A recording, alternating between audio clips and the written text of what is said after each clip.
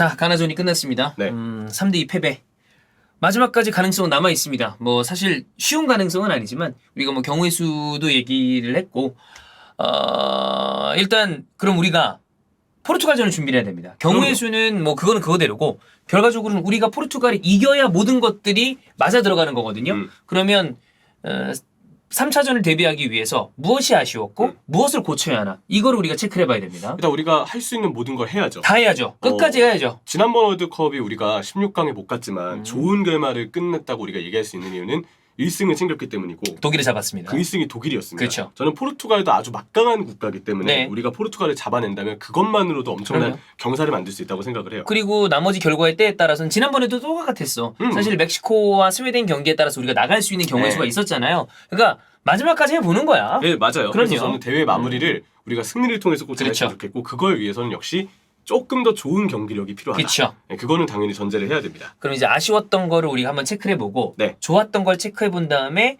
요렇게 해서 좀 바꾸면 포르투갈전이 가장 베스트가 아닐까라는 이야기로 귀결이 되겠죠. 그렇죠. 그래서 일단 아쉬웠던 점들을 좀 보면 우리가 아무래도 1, 2차전에서 우리가 보여줄 공격력이 다 나오진 못했다고 생각해요. 좀 아쉽죠. 네. 네. 왜냐면 사실 냉정하게 봤을 때 그 가나전 중반에 이제 주규성 선수의 슈팅이 유효슈팅 첫 번째 이번 대회 우리 첫 번째 유효슈팅이었거든요.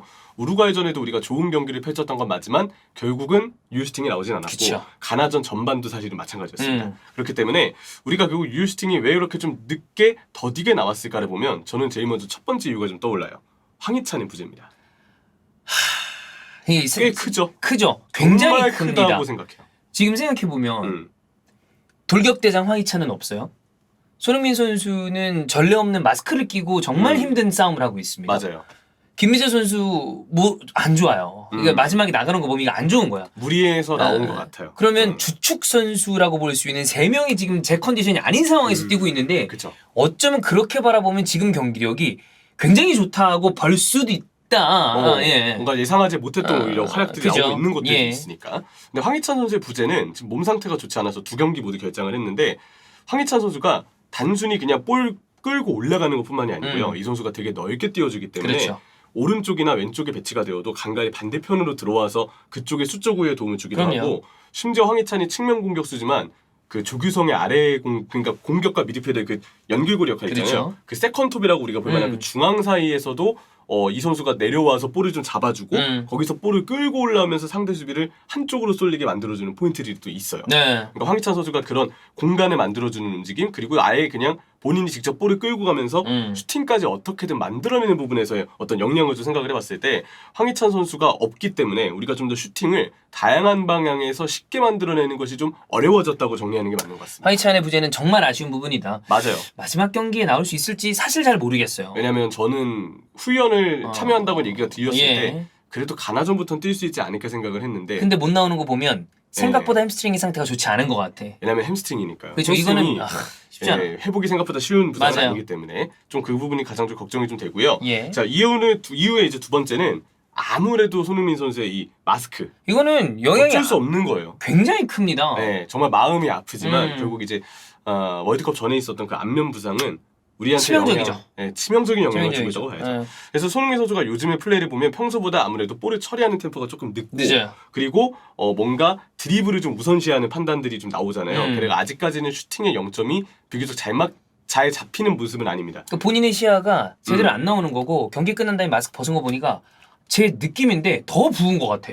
이번에 그 가나전이 더 네, 뛰고 나고 그다음에 아무래도 충돌들이 있다 보니까 너무 안타까운 게 벗고 나니까 더 부은 것 같아. 그래서 너무 고생한다. 이게 사실 보통 일이 아닌데. 이제 우리가 그 손흥민 선수를 보면서 그냥 뛰는 것 자체로 저는 지금 기적이라고 보거든요. 맞아요. 네, 그것만으로도 역시 응원해주고 싶지만 우리가 이제 경기를 봤을 때 손흥민 선수의 기대하는 플레이들이 뭔가 매끄럽게 나오지 않는 이유는 정말 이 안면 부상과 마스크의 여파를 우리가 크다. 고려하지 않을 수가 없다. 네. 손흥민 선수가 그래서 템포를 좀 빠르게 본인이 원하는 대로 못 살리는 이유는 그 여파가 좀 있다고 생각을 하고요. 본인의 원래 그게 이 부상 때문에 안 나오는 거야. 가장 답답할 그죠? 거예요. 좀 그게 좀 마음이 많이 아픕니다. 네. 그리고 손흥민 선수가 이렇게 왼쪽에서 뭔가 조금 경기 템포적으로나 연계에서 조금 마무리를 하는 데 있어서 아무래도 손흥민 선수가 100%의 컨디션이 아니기 때문에 그렇지. 그 부분에서 저는 왼쪽 측면 수비수 김진수 선수의 역할이 훨씬 더 많이 과중되는 상황이라고 생각해요. 김진수 선수는 정말 엄청나게 고생하고 있는 가운데 어시스트까지 올렸기 때문에 맞아요. 이거는 전후 사정을 살펴야죠.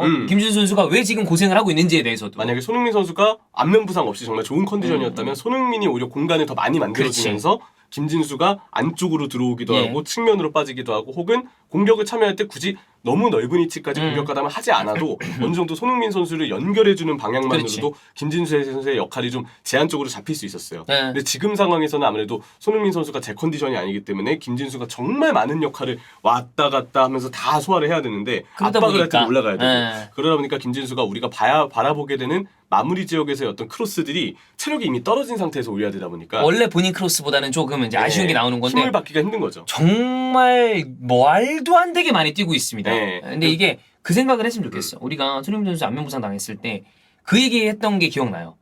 뛸 수만 있으면 좋겠다. 맞아요. 손흥민이 뛸 수만 있으면 얼마나 다행일까. 근데 뛰고 난 다음에는 이제 보면 본인 기량을 100% 발휘할 수 있는 상황이 아니잖아. 네. 우리가 그거를 충분히 좀 이해를 해야 된다. 맞아요. 예. 띄워주고 있다. 네. 그것만으로도 저는 좀 대단하다 생각을 하고 김진수 선수도 그래서 좀 지칠 수밖에 없다. 이런 얘기를 또 하고 싶고요. 정말 고생하고 있습니다. 자, 세 번째는 이제 공격과 미드필더 사이 연결고리 역할의 좀 아쉬움인데 네. 가나전에 사실 이제 이 프라이부르크의 정우영 정우영 선수가 선수가 나왔죠. 아무래도 존재감이 그렇게 크진 않았어요. 그리고 이 역할이 중요한 이유는 저는 우루과이전을 통해서 좀 알 수 있었는데 우루과이전에 우리가 이재성 선수 나왔을 때 보면은 이재성 선수가 되게 넓게 움직이면서 그렇죠. 이재성 선수가 있는 방향 쪽으로 우루과이 수비 방향이 한쪽으로 쏠립니다. 쏠려져. 그럼 그때 뒤에 이번 대회 유독 폼이 좋은 큰우영, 그치. 예, 이제 알사드의 정우영 선수, 굉장히 좋아요. 그리고 이제 그 황인범 선수도 마찬가지로 예. 황인범, 정우영은 제가 볼 때 대체가 되게 어려운 캐릭터들이에요.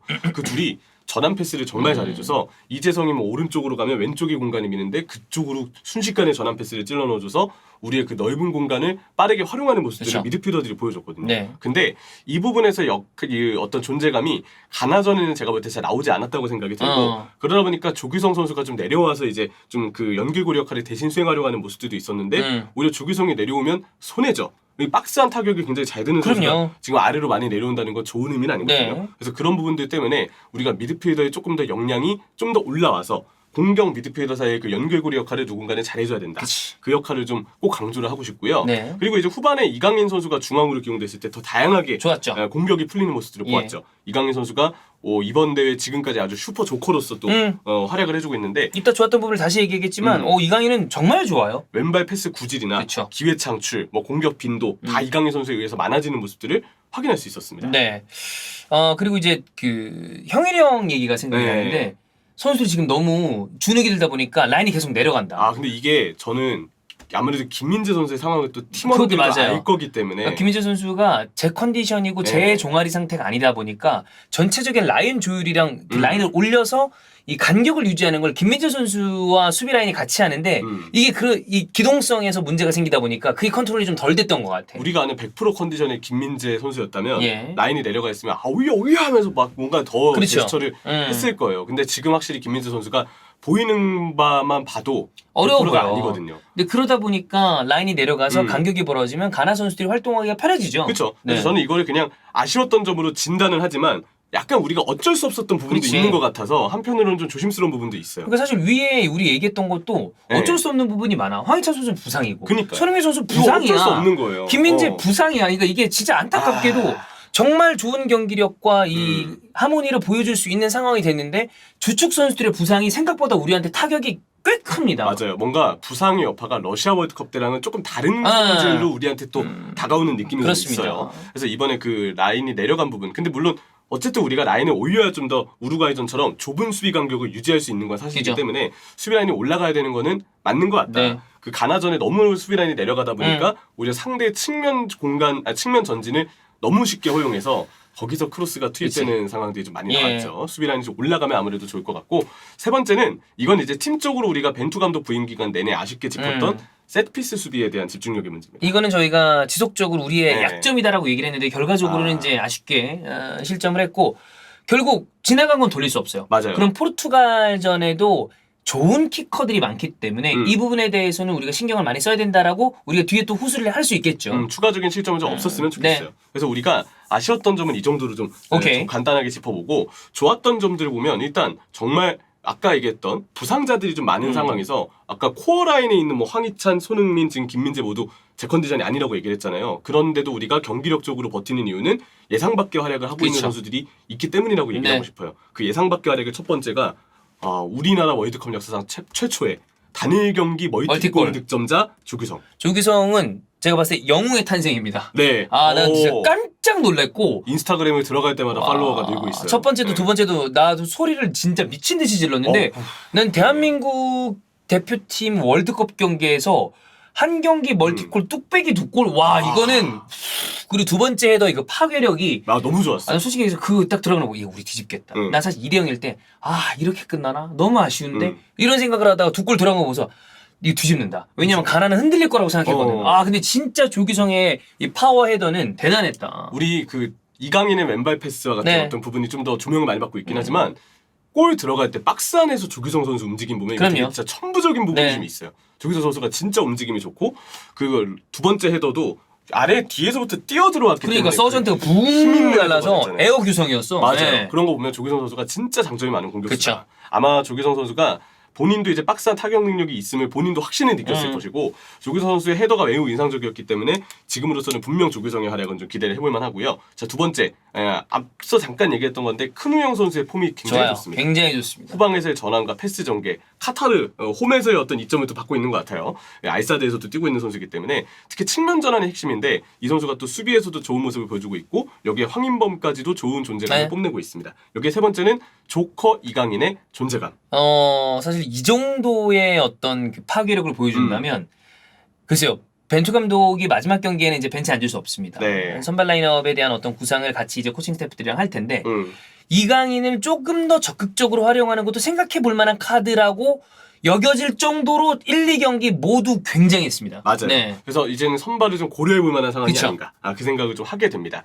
자, 그럼 이제 포르투갈전의 개선점을 간단하게 넘어가야죠. 정리해봐야죠.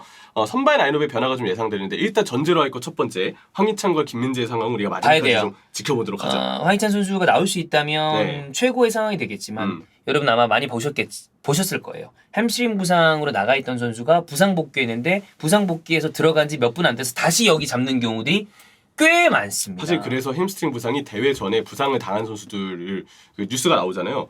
복귀 시점을 알 수 없는 경우들이 되게 맞아요. 많아요. 네. 분명 의료진이 판단했을 때 좀 빠르게 복귀할 거라고 먼저 생각이 들었는데 생각보다 더딘 그쵸. 경우들도 있고 많아. 아니면 좀 느리지 않을까 했는데 예상보다 빠르게 돌아오는 그치. 경우들도 있고 이게 되게 복귀질이 판단하기가 어렵다고 어려워요. 하더라고요. 네. 의료진들이 뭐 얘기를 들어봐도. 그래서 그걸 좀 봐야 될 것 같고 네. 김민재 선수의 종아리 상태는 마지막에 권경원 선수와 교체됐을 때 제가 봤을 때 김민재 선수가 사인을 보낸 것 같아요. 이거는 더는 힘들다. 그러면 그리고 그거 있어요. 권경원 선수가 일찍이 들어오려고 했어요. 네. 그러니까 벤치 그 쪽에서. 부분에 대해서는 그 김민재 선수의 상태를 좀 체크를 해야 되겠지만 네.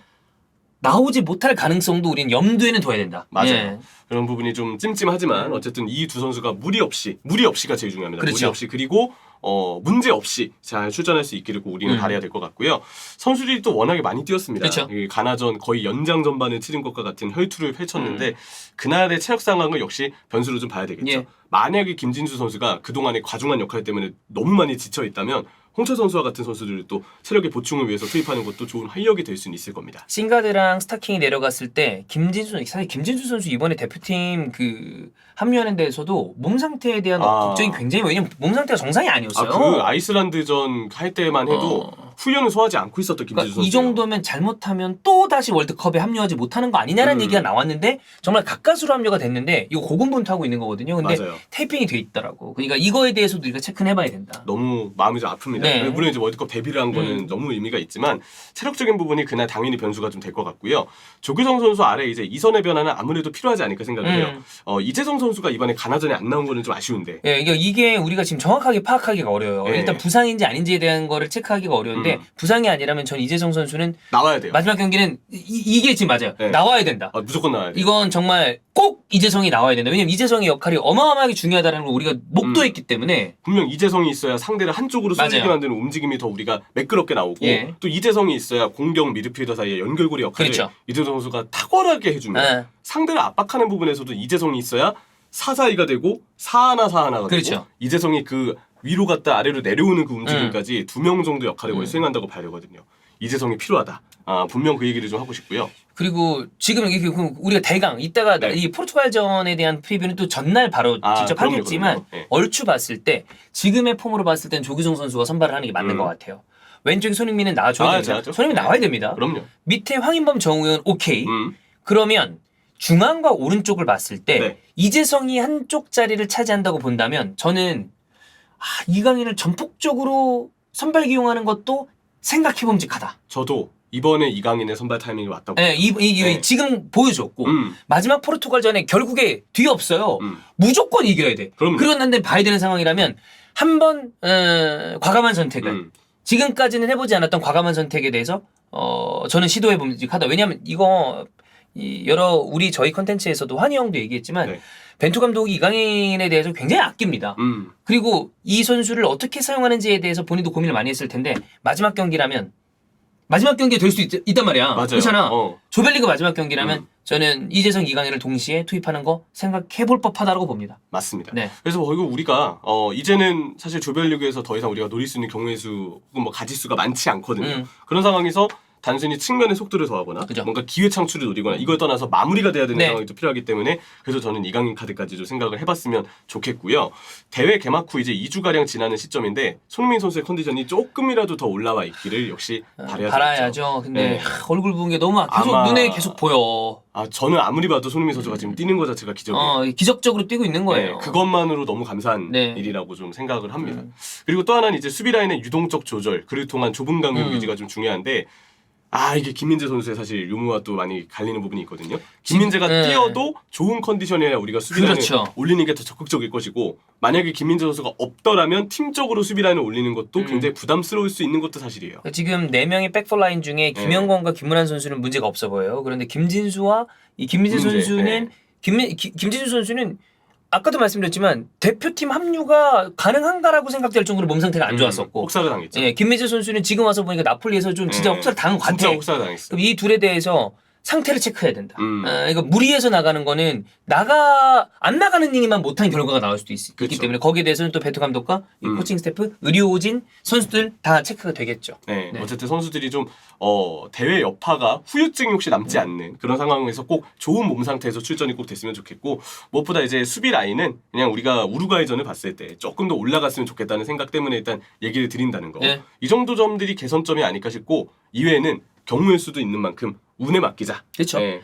우리가 진인사 대천명 우리가 할 거 다 하고 기다리자. 기다리면 됩니다. 그리고 그 모습에 아마 할 거 다 하는 모습 우리가 최선을 다해서 보여준다면 팬분들은 박수를 보내줄 거라고 생각해요. 네. 대단히 너무 고생하고 있고 볼 때마다 막 안타까운 마음과 여러 가지 만감이 교차해요. 월드컵이라는 게 참 이런가 봐. 그래서 끝까지 응원할 테니까 마지막에 불살라 주기를 저희도 기원하고 우리도 마지막까지 응원하고 그 다음에 결과에 따라서 그 다음에 얘기는 우리가 끝나고 하자. 맞아요. 끝나고 하자. 그렇게 얘기하면 좋을 것 같습니다. 네. 끝까지 고생했고요 가나전 마지막 포르투갈전까지 정말 열심히 저희가 응원 보내겠습니다. 네. 화이팅입니다.